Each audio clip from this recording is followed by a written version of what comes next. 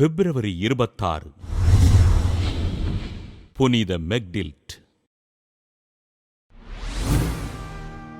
Germany நாட்டிலுள்ள Saxony நகரில் ஹெல்ப்டா என்ற இடத்தில் கிபி 1241 ஆண்டு வசதியான குடும்பத்தில் பிறந்தார் மெக்டில்ட். சிறுவயது முதல் இறைபக்தியில் வளர்ந்த மெக்டில்ட் 7வது வயதில் தன் உடன் பிறந்த சகோதரியான அருட்சகோதரி ஜெர்த்ரூத்தின் மடத்தில் தங்கி ஆன்மீகத்தில் வளர்ந்தார். சுமார் 10 ஆண்டுகள் மடத்தில் தங்கியிருந்த மெக்டில்ட் அருட்சகோதரியாக விருப்பம் கொண்டு துறவற பயிற்சி பெற்று அருட்சகோதரியாக அருட்பொழிவு பெற்றார். இறை ஞானத்திலும் ஆளுமை திறனிலும் சிறந்து விளங்கிய அருட்சகோதரி மெக்டில்ட் தன் சபையின் தலைவியாக தேர்ந்தெடுக்கப்பட்டு திறம்பட பணிகள் செய்தார்.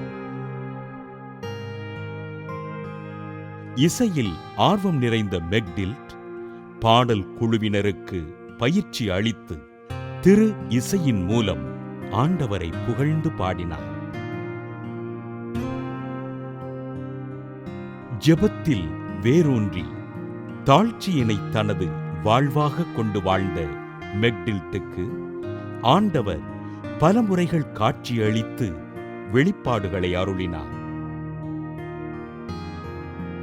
ஆண்டவர் அருளிய வெளிப்பாடுகள் புத்தகமாக தொகுக்கப்பட்டு துறவறத்தாரின் ஆன்மீக வாழ்விற்கு வழிகாட்டும் நூலாக அமைந்தது. பெனடிக்ட் சபையினைச் சேர்ந்த குருக்களுக்கும் தன் சக சகோதரிகளுக்கும் ஆன்மீக வழிகாட்டியாக இருந்த மெக்டில்ட் கிபி 1298 ஆண்டு நவம்பர் 19 விண்ணகமடைந்தார்.